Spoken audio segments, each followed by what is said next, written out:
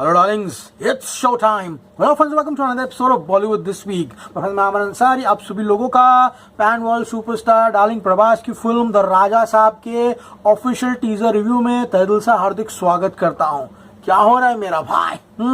So guys after a long wait finally guys यहाँ पर राजा साहब का जो ऑफिशियल टीजर जो है वो यहाँ पर रिवील कर दिया गया है। बट फ्रेंड्स, राजा साहब के टीजर में दूसरा लुक जो है प्रभास का उसको गाइज यहाँ पर प्रॉपर तरीके से रिवील नहीं किया गया है, क्योंकि गाइज हमने पोस्टर में देखा था इसके पहले जो राजा साहब थे जो सिगार मुंह में लेके बैठे हुए थे, वहां पर प्रभास का दूसरा रोल है वो कैरेक्टर में होने वाला है। तो गाइज अगर इस पूरे के पूरे टीजर में एक सीन पे ध्यान दिया जाए जहां पर निधि अग्रवाल, उसके बाद जो तीसरी है मालविका और पता नहीं दूसरे वाले का नाम क्या है, वो तीनों नीचे खड़ी है एंड ऊपर राजा साहब कुर्सी पर बैठकर, यानी कि प्रभास जो है किसी का गला पकड़ रहा है, वो प्रभास का जो है वो दूसरा लुक है, वो सिगार वाला वो दिखाई देगा। संजय दत्त इस फिल्म में यहाँ पर एक बूढ़े का किरदार जो है निभाते हुए दिखाई दे रहा है। अब गाइस दो दृश्य है संजय दत्त के को दिखाए गए हैं। एक तो गाइस कुछ तांत्रिक है जो कि कोई तांत्रिक विद्या करते हुए दिखाई दे रहा है उस हवेली, उस बंगले, उस महल में आकर, वो शायद उसकी जवानी का जो रोल है वो दिखाई दे रहा है। एंड दूसरा रोल है जहां पर वो बूढ़ा हो चुका है एंड उसकी तस्वीर जो है वो दीवार पे लटकी हुई है।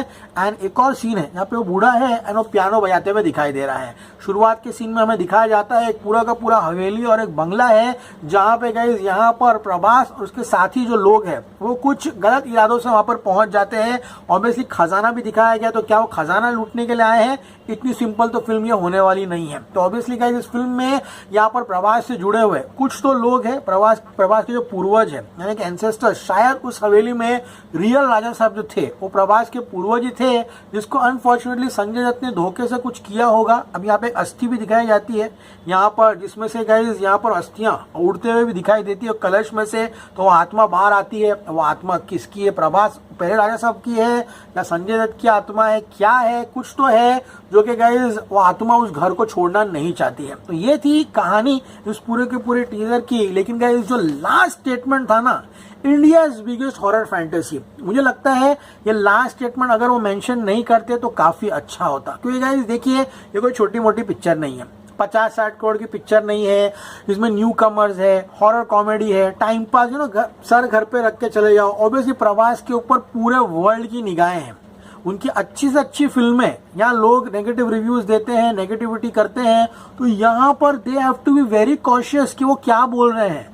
पहले ये फिल्म एक हॉरर कॉमेडी फिल्म थी, अब वो कॉमेडी हटा के हॉरर फैंटेसी लिख दिया है। The scale of this film needs to be big. And अगर मैं प्रभास को इस पूरे टीजर में हटा दूं तो there is nothing in the name of supporting cast over here. Saptagiri को लिया गया है जिसको गाइस बहुत कम लोग जो है जानते हैं। तीनों हीरोइंस में से कोई भी गाइस एक ऐसा चेहरा नहीं है जो कि अच्छा दिखता है। एंड गाइस वो वाले सीन में आप लोगों ने क्या दिखाया है? हाँ, निधि अग्रवाल को एक नन का किरदार निभाया है एंड नन से प्रभास इज लाइक बोलते हुए मुझे वो हो रही है गाइस यहाँ पर। तो वो 2-3 सीन है जो काफी आपत्तिजनक लगे। अपार्ट फ्रॉम दैट गाइस देखिए वीएफएक्स एंड सीजीआई बड़ी बड़ी फिल्मों का प्रॉब्लम्स हुई है। हमने वॉर 2 में देखा कितना खराब उसका पूरा का पूरा वीएफएक्स किया गया, पूरा कार्डबोर्ड दिखा है। उस फिल्म में भी हमने यही कहा था कि अभी 2-3 महीने बचे हुए हैं तो शायद वीएफएक्स पे काम होगा। एंड यहाँ पे भी ऑनेस्टली कहूँ, अगर एंड में वो नहीं लिखा होता था ना कि India is bigger horror fantasy, तभी भी मैं स्टेटमेंट को थोड़ा हल्की तरीके से कहता। लेकिन यहाँ पर प्रभास है, ये एक बहुत बड़ी फिल्म है, यहाँ पर वो डिस्काउंट जो है वीएफएक्स का वो नहीं दिया सकता। VFX needs to be good over here. सबसे पहली बात तो हॉरर एलिमेंट जो था कंप्लीटली मिसिंग था। वो छोटी सी बिल्ली वाला सीन ले लो, वो कांच में से जो लड़की निकलती है वो वाला सीन ले लो, वो काफी पुअर लग रहा है in terms of VFX. Prabhas जो है वो गुंडों को मार के हवा में उड़ाता था, हवा में उड़ के देता स्टिल शॉट ओवर देयर, वो सीन भी जो है काफी अनकन्विंसिंग जो है यहाँ लग रहा था। संजय दत्त वो एक सीन में सोना पहन के खड़ा रहता है, वो सीन कितना खराब लग रहा था। हाँ, वो हॉरर सीन था लेकिन उस सीन में जो है यहाँ पर हंसी आ रही थी। All said and done trailer में प्लस पॉइंट्स है तो नेगेटिव पॉइंट्स भी गाइस यहाँ पर भर भर के है। जिस तरह का एक्सपेक्टेशन था ना कि बाप लेवल का होगा, उस तरह का गाइस उतना एक्साइटमेंट टीजर को देखकर नहीं लगा। यस, प्रभास को वापस से एक नए अवतार में देख के अच्छा लगा।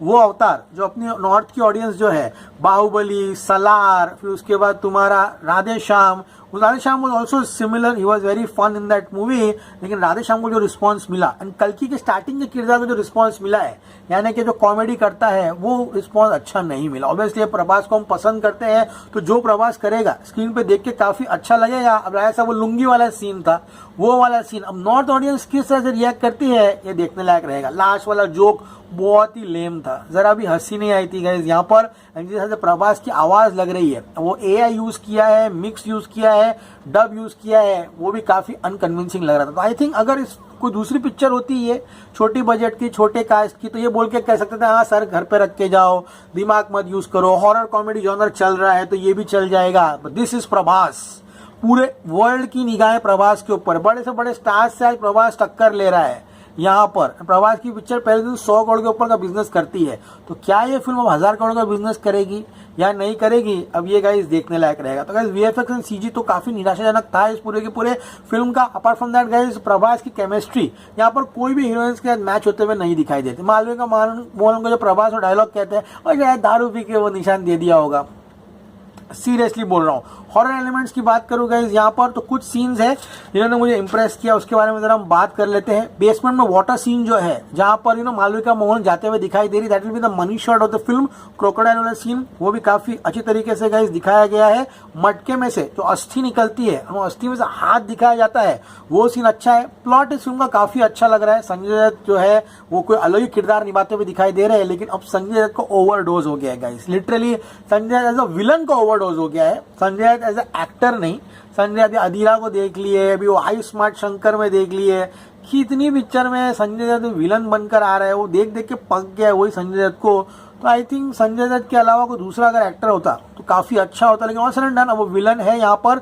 घर है, बंगला है, विलन है, आत्मा है, खजाना है। स्टोरी ऑब्वियसली जिस तरह के हॉरर कॉमेडी फिल्म की स्टोरी होती है उसी तरह की जो है यहाँ पर दिखाई दे रही है। ऑल सडन डन गाइस यहाँ पर एलिफेंट वाला सीन जो है, पुराना हवेली बंगला दिखाया है, उसमें एलिफेंट दिखाते ऑब्वियसली राजा साहब किस तरह से थे वो हमें दर्शाने की कोशिश करता है, वो सीन काफी अच्छा है। अपसाइड डाउन वाला सीन जो था वो भी अच्छा है। ऑल सडन डन सीन अच्छे हैं, स्टोरी भी अच्छी लग रही है, लेकिन जिस तरह का ट्रीटमेंट दिया गया। एक सीन है प्रभास चाय की टपरी पे बैठा हुआ है, पैर फोल्ड करके मार रहा है, उसका प्रोडक्शन डिजाइन देखो, ऐसा लग रहा है कि कहीं कोई रेगुलर बोलते हैं ना कि कम बजट की पिक्चर है, उस तरह का सीन जो यहाँ पर लग रहा है। वो चुड़ैल डराने की कोशिश करती है, वो भी फनी नहीं लगता। कहीं यहाँ पे बिल्ली वाला सीन काफी फनी नहीं लगता।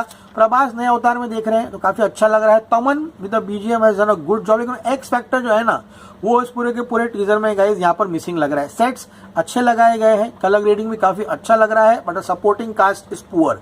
टीजर इतना बड़ा नहीं होना चाहिए था। This ideally should have been the trailer of this film. समझ में आ रहा है आप लोगों को? लेकिन ऑल सडन डन अभी बहुत वक्त है, अभी जुलाई, अगस्त, सितंबर, अक्टूबर, नवंबर 5 महीना बचा है। अब लेट्स सी क्या होता है। For me guys honestly being a huge fan of Prabhas, the teaser of the Raja Saab is very average only because of the over hype, the over hype buildup and Prabhas. अगर वो दूसरे एक्टर की पिक्चर होती तो मैं इजीली बोलता था सर घर पे रख के जाओ, हॉरर कॉमेडी टाइम पास करके आओ। नहीं, ये प्रभास की फिल्म है और एंड में जो लिखा है biggest horror fantasy of India, ये ओवर एक्सपेक्टेशंस कर देता है। समझ में आ रहा है? इतना वो नहीं करना चाहिए था। अपने प्रोडक्ट को देखो, फिर उसके बाद से एक्सपेक्टेशंस जो पब्लिक की बनाओ। I give the Raja Saab teaser 2 out of 5 star. As always से स्टे कूल मैन।